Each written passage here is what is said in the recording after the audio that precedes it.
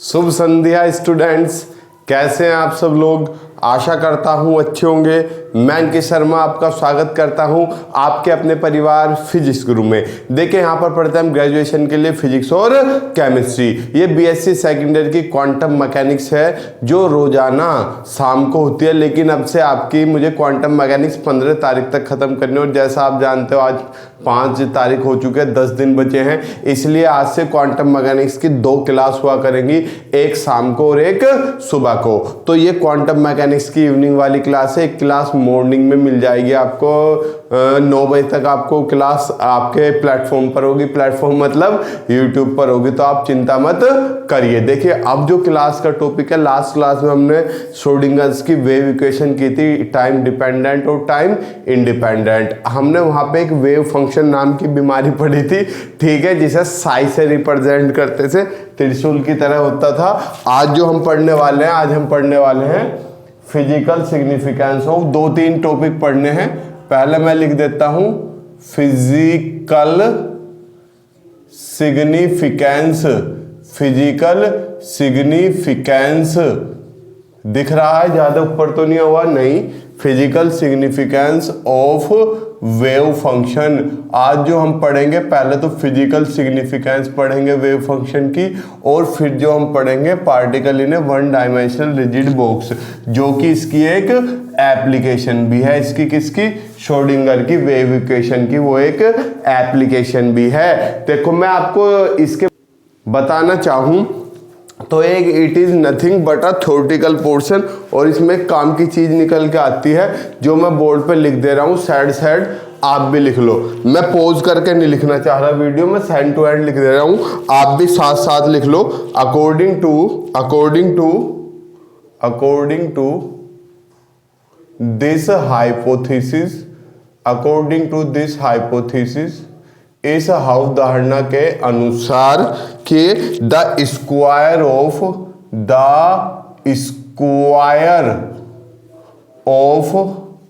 Magnitude of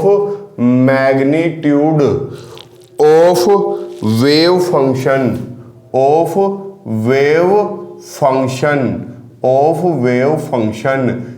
function क्या है? साई, इसका मैग्नीट्यूड का स्क्वायर, ठीक है बेटा। अबे क्या लिखा है? The square of magnitude of wave function psi होता है, इसका मैग्नीट्यूड लिया और मैग्नीट्यूड का क्या कर दिया? स्क्वायर कर दिया मैंने, ठीक है। और यहां हम ऐसे लिख सकते हैं साई स्टार। सर ये क्यों लिखा? अरे ये लिखा है हमने कॉम्प्लेक्स नंबर के लिए, फॉर कॉम्प्लेक्स नंबर, यानी कि अगर कॉम्प्लेक्स नंबर नहीं है तो क्या होगा? Square of magnitude of wave function. अगर कॉम्प्लेक्स नंबर है, कॉम्प्लेक्स नंबर जिसमें आयोटा आता है, यानी कि x प्लस आई वाई, तो हम इसका स्क्वायर ऑफ वेव फंक्शन, देखो इसका स्क्वायर करना क्या आएगा? X square plus i y का square plus 2x i y equal to x square plus i square y square plus 2i x y equal to x square. I square की value -1 होती है, i square -1 नहीं होता, तो y square plus 2i x y, ये हो गया। अब देखना जरा, x प्लस आई वाई और x माइनस आई वाई। अरे देखो सर ये क्या कर रहे हो अभी 2 सेकंड में? x की x में एक्स स्क्वायर, x की इसमें करी माइनस आई एक्स वाई माइनस आई एक्स वाई। अब इसकी इसमें करी प्लस आई एक्स वाई, और इसमें करी बेटा माइनस आई स्क्वायर वाई स्क्वायर, और माइनस माइनस क्या हो जाता है? प्लस। ये सिचुएशन थी तो ये वाली, और ये सिचुएशन थी ये वाली। आप समझो थोड़ा डिटेल में कि जब आपको आयोटा दे दिया तो कॉम्प्लेक्स नंबर बन जाता है, तो कॉम्प्लेक्स नंबर के लिए आप ये वाली सिचुएशन ना लेके ये वाली सिचुएशन लोगे। समझ गए छोटी सी चीज? अब मैं 1 सेकंड बस इसे रफ कर दूं। ये है कॉम्प्लेक्स नंबर, ठीक है, क्योंकि इसमें एक कॉम्प्लेक्स नंबर वाली सिचुएशन भी बनेगी जब आगे करेंगे, तो इस वजह से मैंने कॉम्प्लेक्स नंबर वाली सिचुएशन भी आपके सामने हल्की सी ले दी। ये हो गया for complex number. Is proportional to the, is proportional to the probability of खाना बन गया भाई किसी का है, पड़ोसी के मेरे, probability of finding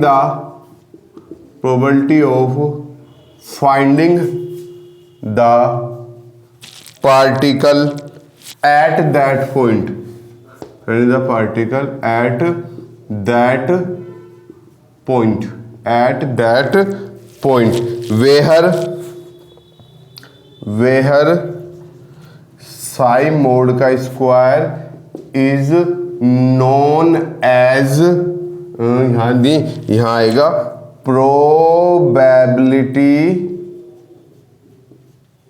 density and mod psi is known as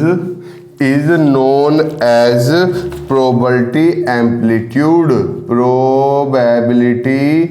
amplitude से आप भली भांति चली जो, हैंस अकॉर्डिंग टू, यहाँ तो आ जाएगा अकॉर्डिंग टू दिस इंटरप्रिटेशन, इस अनुमान के अनुसार, INTRPRETATION interpretation, the probability of बेटा राइटिंग पे मत जाना, probability of finding the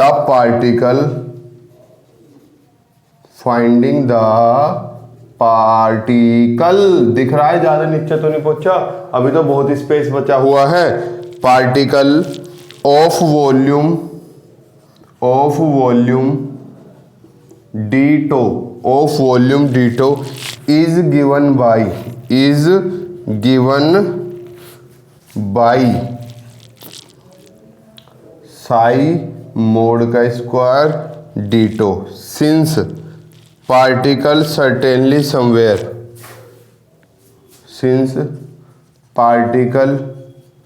is certainly, sir ये लिखाए जा रहे हो आप, थ्योरी बहुत लिखाते हो बेटा, आप बीएससी के स्टूडेंट हो, जितनी ज़रूरत होती है ना मैं उतनी ही लिखाता हूँ कि भैया साई मोड के स्क्वायर की प्रोबेबिलिटी लिवन है -इन्फिनिटी से +इन्फिनिटी, और 100% श्योरिटी होगी कि मिनिमम से मैक्सिमम तक पार्टिकल जरूर होगा, और उसकी प्रोबेबिलिटी कितनी होती है 1। सर ये बात है, एक बार और समझ आओ हैं, तो पहले अभी लिख लो, द फंक्शन कौन सा, wave function, which obeys this equation, EQUATION equation, is known as normalise function.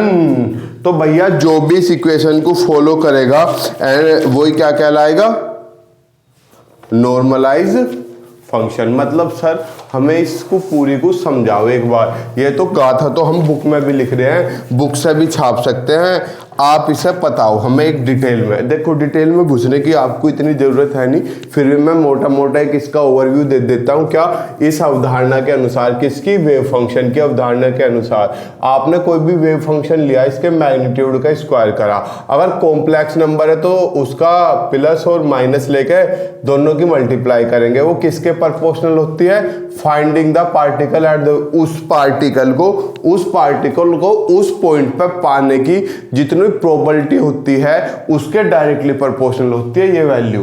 Sir कैसे, देखो समझो पूरी इक्वेशन। मैंने मान लिया, क्या मान लिया, the probability of finding the particle of volume ditto मान लिया। मैंने कहा कि वेव फंक्शन का जो स्क्वायर है उसे dt वॉल्यूम में फाइंड करना है। कहाँ से रेंज है, माइनस इन्फिनिटी से इन्फिनिटी के। तो किसके बराबर होता है, फाइंडिंग द पार्टिकल, यानी कि पार्टिकल मिल ही रहा है। जब मिल रहा है तो 100% पॉसिबिलिटी है, तो ये किसके बराबर हो गया, 1 के, क्योंकि 100% पॉसिबिलिटी में 100% श्योरिटी होती है, तो प्रोबेबिलिटी कितनी ली जाती है, नॉर्मली 1 ली जाती है। तो ये बात बेटा कुछ रटने वाली चीज भी नहीं थी खास, आपको कुछ याद नहीं रखना, केवल ये फॉर्मूला याद रखना है। क्या ये क्या है, किसी भी फंक्शन नॉर्मलाइज है तो वो इस सिचुएशन को फॉलो करेगा। ठीक, फटाफट इसका क्या ले लो, स्क्रीनशॉट ले लो। अब हम क्या पढ़ने वाले हैं, हम पढ़ने वाले हैं application of Schrodinger equation, Schrodinger equation की एप्लीकेशन, जिसमें पहली एप्लीकेशन क्या है, motion of a particle in 1 dimensional rigid box, फिर पढ़ेंगे 3 डायमेंशनल रिजिड बॉक्स, और फिर हमें पढ़ना है, क्या पढ़ना है चांद मेरे, फिर पढ़ना हमें लीनियर हार्मोनिक ऑसिलेटर। और अभी तो हमें वे भी पढ़नी है कि टाइम डिपेंडेंट से इंडिपेंडेंट कैसे आएगी श्रोडिंगर की इक्वेशन, सब पढ़ेंगे, घबराइए ना, धीरे धीरे अभी हम घुसे हैं चीज़ों में। सब बुक छोटी सी है, लेंथी बुक नहीं है सर, बुक में तो दिमाग खराब कर रखा, देख के तो हमारे होश गादले हो जाते हैं। कुछ नहीं होगा मुन्ना राजा, जब तक हमें why fear and kisser is here. और इस बार तो मैथ के लिए भी पेटियाँ कस लो, नई न्यू सेशन में मैथ भी लेकर चलेंगे, पर तुमने सब्सक्राइबर पर विराम लगा दिया मेरे, हैं। चलो डाल लो, motion of a particle in 1 dimensional, ये क्यों लाइन क्यों रफ कर दी मैंने, ठीक, अब आजकल तो सिद्धि आ रही है। Motion of a particle in 1 dimensional rigid box, in 1 dimensional rigid box. ठीक, कोई भी एक डायमेंशन का रिजिड बॉक्स है। सर एक डायमेंशन क्या होती है, मैं अगर ये भी मुझे बताना पड़ता है तो बेटा मेरे पे शर्म आनी चाहिए, 1D 2D 3D पढ़ाना पड़ता है अगर। फिर है इसके बाद 3 डायमेंशनल रिजिड बॉक्स। पहले मैं 1 डायमेंशनल रिजिड बॉक्स की क्या लिखवा देता हूँ, कुछ सिचुएशन लिखवा देता हूँ जो हमें क्या मान के चलनी है। क्या, लेट अस कंसीडर आ पार्टिकल, माना कि कोई भी कण है वो क्या कर रहा है, is moving in x direction, जो एक प्लस एक्स डायरेक्शन में जा रहा है, बिटवीन, उसकी लेंथ कितनी है 1 डायमेंशन रिजिड बॉक्स की, एल है, L, between x equals to 0 to x equals to L. अब x ऐसी तो होती है, उसकी लेंथ यहां से यहां तक है, l है, तो यहां पे ओरिजिन मान लिया, तो 0 से ये लेंथ कितनी होगी, l। सर कैपिटल क्यों मानना, l तो नॉर्मली स्मॉल l मानते हैं हम, लेंथ तो आपकी बुक में कैपिटल L माना हुआ है, तो मैं कैपिटल L लेकर ही इसे करा रहा हूं। ठीक, let v be the potential energy of the particle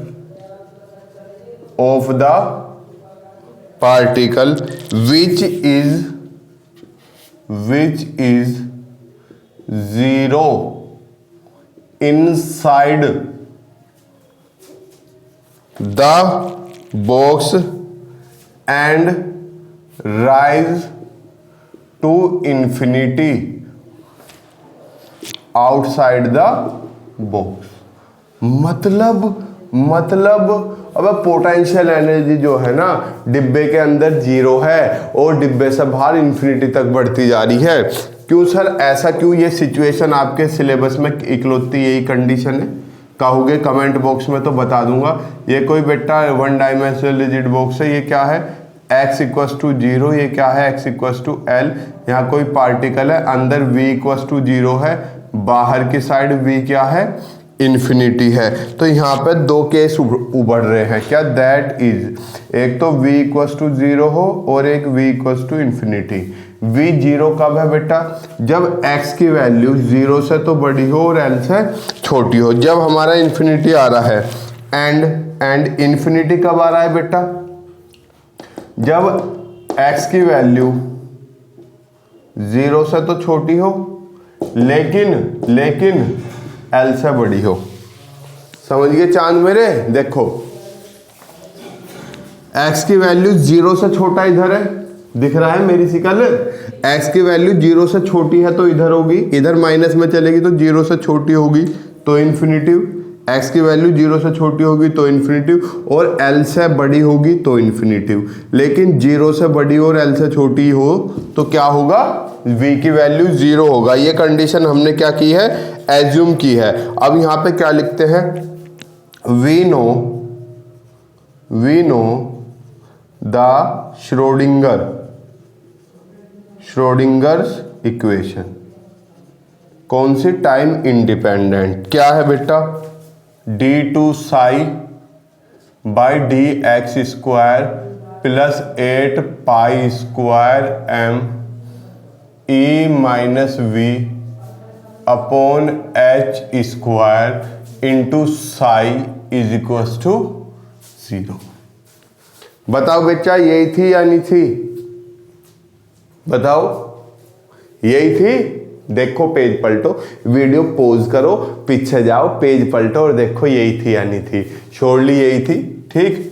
for inside the box, अगर हम इनसाइड की बात करें, अगर क्या हमें बॉक्स के अंदर की ही बात लेनी है। क्यों? क्योंकि भैया पार्टिकल अंदर ही तो है। For inside the box v equals to 0। v velocity नहीं है, v है पोटेंशियल एनर्जी। अगर हम बॉक्स के अंदर की बात करें तो v हमारा क्या हो गया चांद मेरे? 0 हो गया। तो यहां से d2 psi upon d x square plus 8 pi square m upon H square into E psi is equals to क्या आ गया? 0 आ गया। अब मैं क्या, अबे यार तू कहाँ को यहाँ से टन ले रहा है? अब मैं क्या करूंगा? इस हिस्से को k मान लूंगा। k नहीं, एक काम करो k स्क्वायर मान लो, ताकि मुझे इक्वेशन क्या हो जाए? इजी हो जाए। तो मैंने क्या किया? लेट एज्यूम कर लिया क्या? 8 pi square m upon H square into E is equal to कितना? k square. इसलिए ये इक्वेशन क्या बन गई? d2 psi upon d x square plus k square psi. इस पूरे हिस्से की जगह क्या आ गया? k square. साई मेरा as it is equal to 0। अब ये मैंने उसकी तरीके से इक्वेशन बना ली। ये नहीं था d2x upon D T square plus omega square x, तो ये डिफरेंशियल इक्वेशन ना होती थी तो मैंने उस फॉर्मेट में बना दी। तो इस वजह से k ना मान के मैंने k स्क्वायर मानना है। सर k मान लो तो कोई दिक्कत तो नहीं, पर आगे तुम्हें दिक्कत हो जाती। क्यों? क्योंकि ये वेव इक्वेशन नहीं बन रही थी एक तरीके से। अब मैंने क्या मान लिया? मान तो लिया it is the differential equation whose solution, whose बेटा ये इक्वल में भी काम करेगा, whose solution is given by, कितना होगा इसका सॉल्यूशन? हमने मान लिया psi equal to A sine k x plus B cos k x. ये मैंने इसका क्या मान लिया? सॉल्यूशन। सर ये सॉल्यूशन क्यों मानना आपने? अगर आपने थोड़ी सी भी मैथ पढ़ी है, डिफरेंशियल कैलकुलस, तो उसमें इस तरह की इक्वेशन का सॉल्यूशन या तो साइन में होता था या कोस में। अब मुझे पता नहीं इसका साइन में होगा या कोस में, तो मैंने दोनों ही मान लिया। अब मैं सिचुएशन लेकर चलूंगा, जिसमें रिजल्ट आएगा उससे मैं क्या कर दूंगा? फाइनलाइज। अगर साइन 0 हो गया तो कोस में होगा आंसर, कोस 0 हो गया तो साइन में। मैंने दोनों में ही मान लिया। अब मैं क्या लेके चलूंगा? इसकी सिचुएशन लेके चलूंगा। क्या रफ कर दूं? इधर का हिस्सा, इधर का हिस्सा तो आपको पता ही है। इसे मैं क्या करूं? इसे इक्वेशन मान लूं, इस वाले को इक्वेशन नंबर 1, क्योंकि लास्ट में k की वैल्यू भी निकालनी पड़ेगी, e की भी निकालनी पड़ सकती है। ठीक है, लो इधर का हिस्सा मैं रफ कर दे रहा हूँ। आशा करता हूँ आपने स्क्रीनशॉट ले लिया होगा। सर हाँ, आपके कहने की ज़रूरत नहीं होती, हम 5G के ज़माने के बच्चे हैं, तुम्हारी तरह हमारा स्लो नहीं है बेटा। हम तुमसे भी हाई फाई ज़माने के, हम शिव जी के ज़माने के हैं। क्या कह रहे हो? शिव जी तो पूरी दुनिया चलाते हैं। हाँ बेटा, थोड़ा सा समय दो करो, भगवान की आराधना शुक्रिया करा करो। ईश्वर, अल्लाह, जीसस, वाहिगुरु, भगवान जिसे भी मानते हो, कि तुम्हें सोचने समझने की शक्ति दी यार। इंसान बनाया। तुम भावनाएं अटैच कर सकते हो। तुम देखो मोबाइल चला रहे हो, कभी कुत्ते बिल्ली को मोबाइल चलाते देखा है? क्या कह रहे हो? हाँ देखा है। हमारी माँ कहती है क्या कुत्ते की तरह फोन में घुसा पड़ा है? हैं? आप देखो, कोई घबराए मत करो। अगर मैं इनिशियली की बात करूं, यहाँ दिख रहा है इनिशियली शुरुआत में बेटा, सबसे शुरुआत में साइज 0 था तो x भी 0 था। तो भैया इक्वेशन नंबर इसे क्या मान लूं? सेकंड। अगर मैं सेकंड इक्वेशन में वैल्यू रखूं तो कितना, साई कितना 0 इक्वस टू a साइन 0। अब x की जगह 0 रखोगे तो 0 प्लस b कोस 0 प्लस b कोस 0। तो यहां से साइन 0 की वैल्यू क्या होती है? 1। साइन 0 की वैल्यू क्या होती है? 1 है। बताओ, बस साइन 0 की वैल्यू 0 होती है, कोस 0 की 1 होती है। तो 0 इक्वस टू, ये तो 0 हो गया, प्लस क्या b इंटू कोस 0 की वैल्यू 1, b बचा। तो यहां से b की वैल्यू कितनी आ गई? 0। तो इसलिए मेरा सॉल्यूशन किस में आ गया? केवल साई बराबर a साइन kx। ये हो गया केवल मेरा सॉल्यूशन।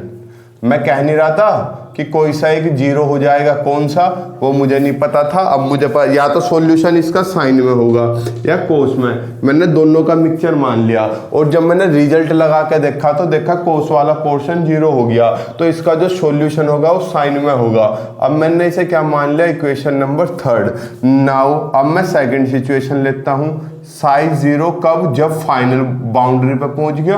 अब इधर की बाउंड्री पे भी 0 और इधर की बाउंड्री पे, क्योंकि वेव बाउंड्री पे तो चलेगी नहीं, या तो बाउंड्री के अंदर होगी या बाउंड्री के बाहर। तो यहाँ पे भी वेव फंक्शन 0, यहाँ पर भी वेव फंक्शन 0। यहाँ पर x 0 था, यहाँ पर l था, तो 0 पर भी साइज 0 और l पर भी 0। तो अब मैंने ये सिचुएशन लगाई। अब मुझे ये सिचुएशन बेटा इस इक्वेशन में लगाने की जरूरत नहीं है। मुझे पता चल गया कोस में तो आंसर आने का ही नहीं, साइन में आएगा। तो मुझे अब थर्ड इक्वेशन में इस सिचुएशन लगाने की जरूरत है। तो अगर मैं थर्ड इक्वेशन में ये रिजल्ट लगाता हूं तो साई तो 0 equal to a sine kx की जगह क्या आ जाएगा? kl आ जाएगा। तो a तो 0 होने से रहा, तो यहाँ पे साइन kl किसके बराबर आ गया? 0 के। और साइन में बेटा 0 किसकी वैल्यू होती है? देखो हमने बताया तो 0, फिर 180, फिर 360। तो साइन 0 किसकी वैल्यू? पाई की है, पाई की, या साइन मैं लिख दूं n पाई। तो यहां से kl किसके बराबर आ गया? n पाई के बराबर मेरा kl आ गया, दिख रहा है। तो यहां से k की वैल्यू क्या आ गई? यहां लिख दूं hence k equals to n pi upon l।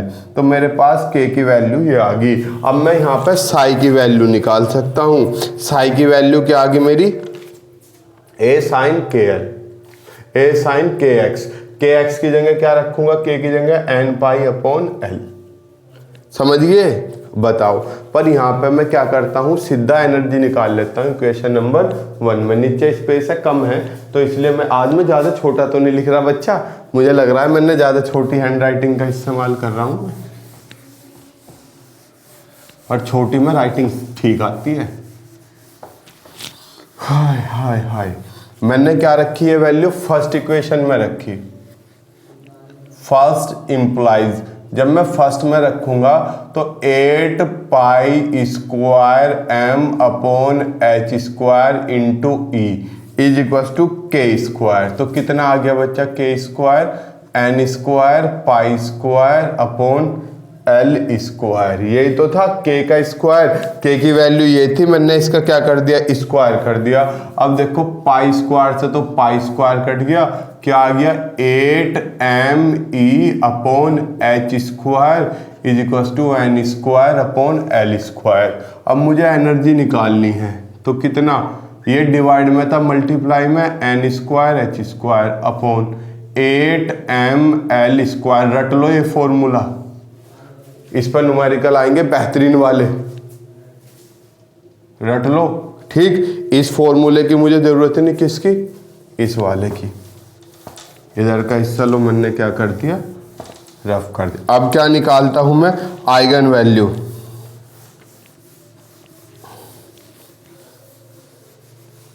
कोई खतरनाक चीज़ नहीं है आइगन वैल्यू में।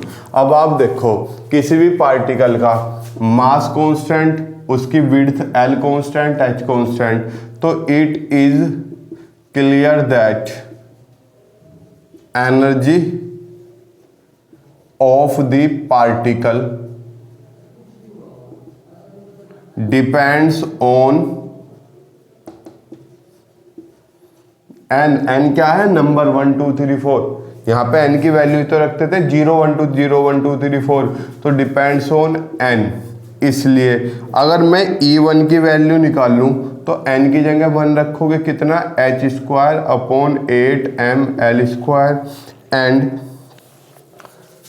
फॉर n इक्वस टू 2 अगर n की जगह 2 रखूँगा तो कितना आएगा, E2 इक्वस टू 2 का square 4h square upon 8ml²। आप चाहो तो 4 से काट दो 2 टाइम्स, लेकिन मैं काट नहीं रहा, जल्दी जल्दी चल रहा हूँ। 4n इक्वस टू 3, तो आपका E3 कितना आ जाएगा, 3 का स्क्वायर करोगे 9h स्क्वायर अपॉन 8ml²। तो इसके लिए अगर हम निकालते चले जाएं ऐसी, और हम एक ग्राफ खींचे तो बेटा मुझे ग्राफ ऐसा मिलेगा, यहाँ क्या है, n बराबर 1, n बराबर 2, n बराबर 3। 1 के लिए क्या आई, E1 कितना आया, h स्क्वायर अपॉन 8ml²। इसके लिए कितना आया, 4 अपॉन 8 h स्क्वायर अपॉन 8 तो मैंने लिख लिया ml²। यहाँ कितना, 9/8 h स्क्वायर अपॉन ml²। लो छाप लो। सर ये क्या कराया, मैंने कुछ नहीं कराया, एनर्जी के लिए ग्राफ खींच के दिखा दिया।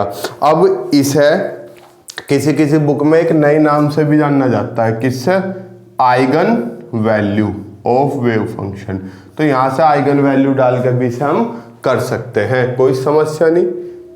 ठीक है, फटाफट स्क्रीनशॉट ले लो, छाप लो। अभी मैं इस क्लास को यहाँ पे विराम नहीं दे रहा, मुझे पता है टाइम ख़त्म हो लिया, लेकिन फिर भी मैं इस क्लास को और आगे कर रहा हूँ। आइगन वैल्यू यहाँ पे ख़त्म हो गया, मैं रफ कर दे रहा हूँ, छाप लो पूरा। अब आइगन फंक्शन के बारे में, ठीक है यार, अब तो गर्मी है, अब भी इंक जम रही है, या ये बोर्ड ही बोकस ले आया मैं इस बार, पिलाई बोर्ड अच्छा नहीं है ये। ठीक है बच्चा, समझ में तो सर आ ही नहीं रहा, आप इतना फास्ट बोल रहे हो। बेटा आ जाएगा, कोई महाभारत टॉपिक नहीं है, अभी तो अनफेस थ्योरम है जो छक्के छुड़ाने वाली है, असली खतरनाक है और एग्जाम में भी आती है। बेटा आप ये टेंशन ना लो करो कि सर कोर्स करवाओगे नहीं करवाओगे। बीच में यार ये जो जॉब का सेशन पड़ गया था ना, तो इसमें 20-25 दिन, थोड़े बहुत नहीं, मेरी ज्वाइनिंग आई, ये सारे काम हुए, तो 20-25 दिन क्लास डिस्टर्ब हो गई थी, तो जिस वजह से आपका कोर्स थोड़ा सा पिछड़ गया। पर आप टेंशन ना लो,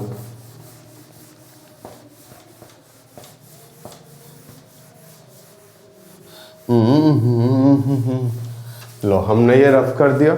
अब हम चलते हैं किस पे, आइगन फंक्शन में। आइगन फंक्शन ये बहुत इंपॉर्टेंट है, थोड़ा इसे ध्यान से समझना। देखो, on putting the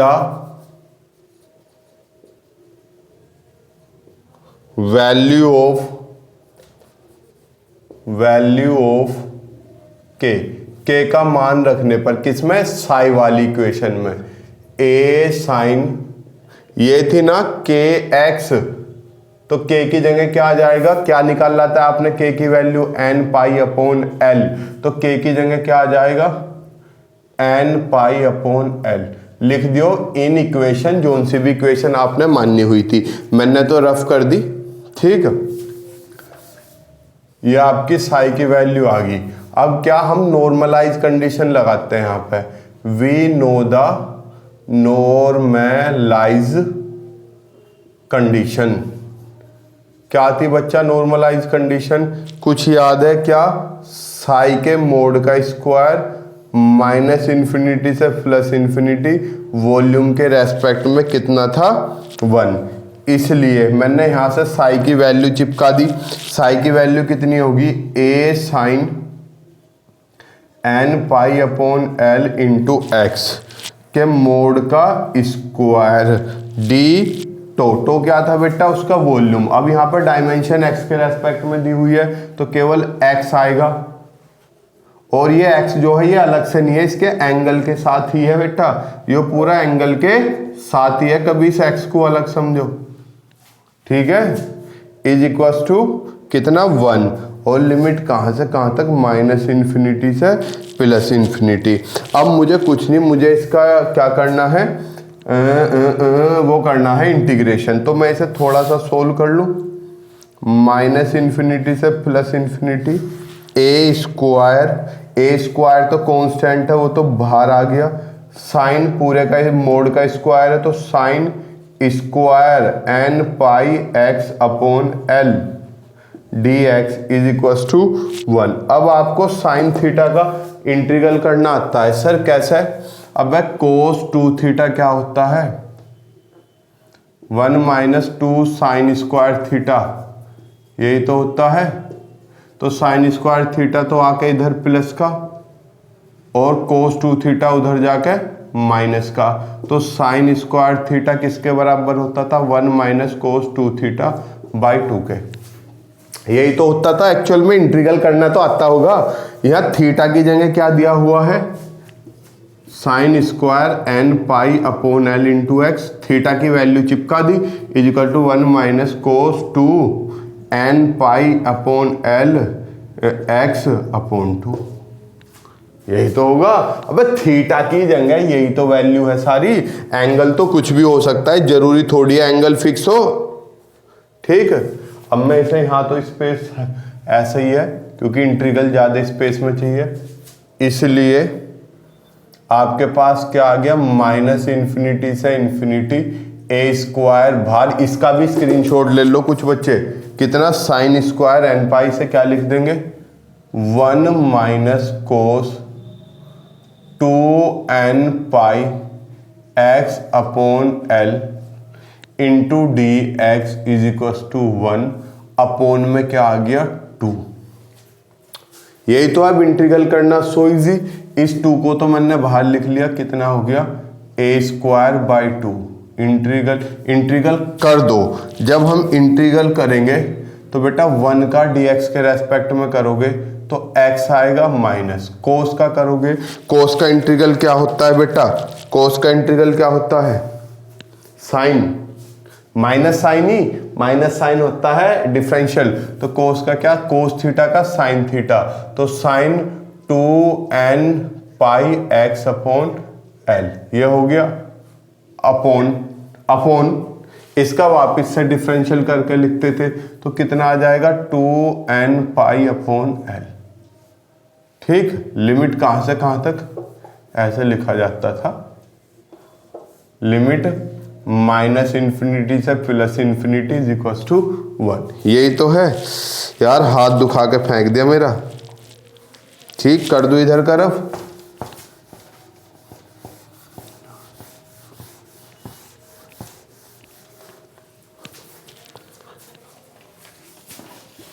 A square by 2 is equal to, यही तो है, इज इक्वल टू नहीं, एक्स माइनस ये ऊपर पहुंचा L upon 2n pi into sine 2n pi upon L into X, limit minus infinity से plus infinity is equal to 1। यहाँ तक तो किसी बच्चा कोई दिक्कत नहीं, स्क्रीनशॉट लो इसका, क्योंकि कभी भी मैं रफ कर सकता हूँ। आशा है आपने स्क्रीनशॉट ले लिया होगा। देखो अब यहाँ पे एक थोड़ा सा ट्विस्ट है, ट्विस्ट क्या, कोई ट्विस्ट नहीं है, बेसिक सी चीज है यार। देखो माइनस इन्फिनिटिव क्या होती थी, मिनिमम, और इन्फिनिटिव किसे रिप्रेजेंट करता था, मैक्सिमम को। जब पार्टिकल किसी किस में था, स्क्वायर वेल में था, किसी कुएं में था, जिसकी मिनिमम रेंज थी 0 और मैक्सिमम थी L, तो लिमिट रिप्लेस होंगी। नॉर्मलाइज सिचुएशन के बाद हमने यहाँ रखी we know the normalise situation ये होती है। यहाँ माइनस इन्फिनिटिव किसे रिप्रेजेंट करेगा, 0 को, और प्लस इन्फिनेटिव किसे रिप्रेजेंट करेगा, एल को। ये किसे रिप्रेजेंट करेगा, 0 को। ये किसे रिप्रेजेंट करेगा, एल को। अभी तक मैंने ये इसलिए लिखी थी ताकि आपको कंफ्यूजन ना रहे।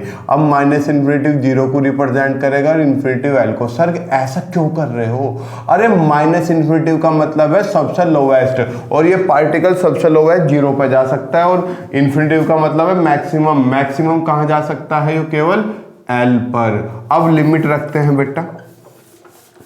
सर रखाऊ, अब आपको रखानी है a²/2। पहले मैंने अपर लिमिट रखी l माइनस l/2n पाई इंटू साइन 2n पाई x। x की जगह क्या आ जाएगा, l/l। अब x की जगह तो लिमिट रखनी है क्योंकि x के रेस्पेक्ट में इंटीग्रल कर रहे थे। माइनस लोअर लिमिट करोगे, x की जगह 0 रखोगे 0, x की जगह 0 रखोगे साइन 0, और साइन 0 की वैल्यू 0, तो वो तो 0 होगी। तो मेरे पास बस इतना हिस्सा बचा इक्वल्स टू 1।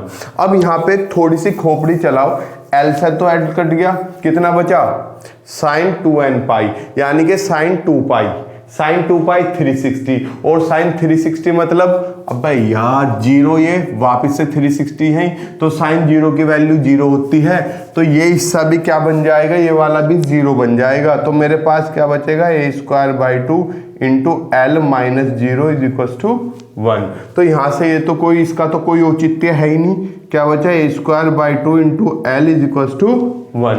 तो यहाँ से क्या बन गया मेरे पास बच्चा, a² इक्वल टू 2 मल्टीप्लाई में l डिवाइड में। तो यहाँ से a की वैल्यू कितनी आ गई, √2/l। लो a की भी वैल्यू निकाल दी मैंने। अब मैंने जो डिफरेंशियल इक्वेशन माननी थी उसका जो सॉल्यूशन मानना था a sin kx plus b cos kx, उसमें मैंने दिखा दिया cos की कोई वैल्यू नहीं, तो साई बराबर क्या होता था, a sin kx। अब मैंने k की भी वैल्यू निकाल ली, x की भी, इसकी a की भी वैल्यू निकाल ली है, हो गया काम तमाम। लो hence the value of wave function is given by, यार लिख दो इक्वेशन सेकंड या थर्ड जो भी माननी थी। hence the value of wave function इतना लंबा क्या लिखो, साई इज गिवन बाई, कितनी होगी, साई बराबर a कितना है, √2/l साइन kx, k की जगह n π/l इंटू x। लो जी, ये साई की वैल्यू आ गई। नो वरी, फटाफट इसका स्क्रीन ले लो। अब हम क्या कह रहे हैं, इसके लिए ग्राफ खींचना चाहे हम n के लिए और इसके लिए, तो इसके लिए दो ग्राफ मिलने के चांसेस हैं। एक तो ये x इक्वल्स टू 0, ये क्या है, x इक्वल्स टू l। ठीक, यहाँ पार्टिकल ये हमने लाइन मान ली n बराबर 1 के लिए, ये n बराबर 2 के लिए, ये n बराबर 3 के लिए। ठीक, तो पार्टिकल ऐसे जा सकता है, ऐसे जा सकता है, और चाहो तो ऐसे भी जा सकता है, और भी ले सकता है। ये साई 1 के मोड का स्क्वायर, ये साई 2 के मोड का स्क्वायर, ये साई 3 के मोड का स्क्वायर। अब जरूरी नहीं है पार्टिकल ऐसे ही जाए बेटा, पार्टिकल ऐसे भी जा सकता है, x बराबर 0, x बराबर l। ये क्या है, n बराबर 1, इधर लिख देता हूँ, n बराबर 1, ये क्या है, n बराबर 2, ये क्या है, n बराबर 3। पार्टिकल डायरेक्ट ऐसे भी तो जा सकता है, ऐसे भी जा सकता है, नीचे से भी जा सकता है। ठीक, यही सेम टर्म यहाँ पे लिख दो, साई 1 साई 2। क्यों, क्योंकि हम मोड में नॉर्मलाइज कंडीशन लेके हमने निकाला है, नॉर्मलाइज में वेव फंक्शन मोड का स्क्वायर माना जाता है। ठीक है, खत्म आपका। अब हम 3 डायमेंशन बॉक्स पढ़ेंगे, वो हम कल सुबह मिल जाएगी आपको 3 डायमेंशन बॉक्स की क्लास। आप फटाफट इसका स्क्रीनशॉट ले लीजिए। हम आपसे मिलते हैं कल इसी समय, तब तक के लिए गुड लक, खुश रहिए। जय हिंद, जय भारत, प्रणाम।